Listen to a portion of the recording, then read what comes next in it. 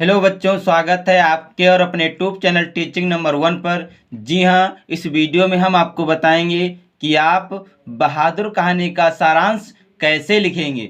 जी हाँ, इस वीडियो में हम आपको बहुत ही आसान शब्दों में लिखना बताएंगे। अगर आप हमारा एक बार वीडियो देख लेते हैं तो आप बहुत ही आसानी से बहादुर कहानी का सारांश लिख देंगे। तो बच्चों, सबसे पहले हेडिंग डालेंगे बहादुर कहानी का सारांश। इसमें लिखेंगे अमरकांत जी द्वारा लिखित बहादुर कहानी एक मध्यवर्गीय परिवार में नौकर के साथ परिवारजनों द्वारा किए गए अत्यधिक कटु व्यवहार की कहानी है। यानी कि अमरकांत जी द्वारा लिखित बहादुर कहानी एक मध्यवर्गीय परिवार में नौकर के साथ परिवारजनों द्वारा किए गए अत्यधिक कटु व्यवहार की कहानी है। बहादुर नेपाल का 12 से 13 वर्षीय एक बालक है। यानी कि बहादुर नेपाल का 12 से 13 वर्ष का एक बालक है जो इस कहानी का नायक है, जो अपनी माँ के दुर्व्यवहार से तंग आकर घर से शहर चला जाता है और वहाँ पर निर्मला के परिवार में नौकरी करने लगता है। यानी कि बहादुर नेपाल का 12 से 13 वर्ष का एक लड़का है जो इस कहानी का नायक है। जो ये कहानी बहादुर के चारों ओर घूमती है, जो अपनी माँ के दुर्व्यवहार से तंग आकर घर से शहर चला जाता है और वहाँ पर निर्मला के परिवार में नौकरी करने लगता है। अब इसके आगे लिखेंगे बहादुर निर्मला के घर के सभी काम बहुत ही अच्छी तरह से करता है और उसका परिवार पहले तो बहादुर से अच्छा व्यवहार करते हैं, किंतु कुछ समय बाद वे उसके साथ मारपीट के साथ साथ गाली गलौज भी करते हैं।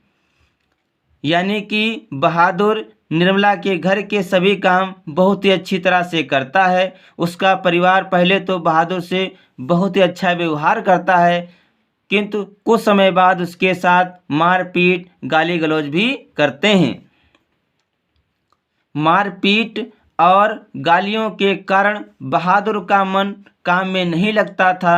एक दिन बहादुर घर छोड़कर चला जाता है। यानी कि मारपीट और गालियों के कारण बहादुर का मन काम में नहीं लगता था। एक दिन बहादुर घर छोड़कर चला जाता है। परिवार के सभी सदस्य उसे ढूंढते हैं क्योंकि उसके कारण सब आराम के आदी हो चुके हैं। बहादुर की उपयोगिता देखकर सभी अब अपना घरेलू कार्य करने से घबराते हैं। बहादुर के घर छोड़ जाने पर वे सभी पश्चाताप करते हैं। यानी कि जब बहादुर घर छोड़कर चला जाता है तो परिवार के सभी सदस्य उसे ढूंढते हैं क्योंकि वे सब आराम के आदी हो चुके हैं। परंतु बहादुर की उपयोगिता देखकर सभी अब अपना घरेलू कार्य करने से घबराते हैं। बहादुर के घर छोड़ जाने पर वे सभी पश्चाताप करते हैं। अब इसके आगे लिखेंगे और अच्छा व्यवहार करने की सोचते हैं, परंतु अब पछताए होत क्या जब चिड़िया चुग गई खेत।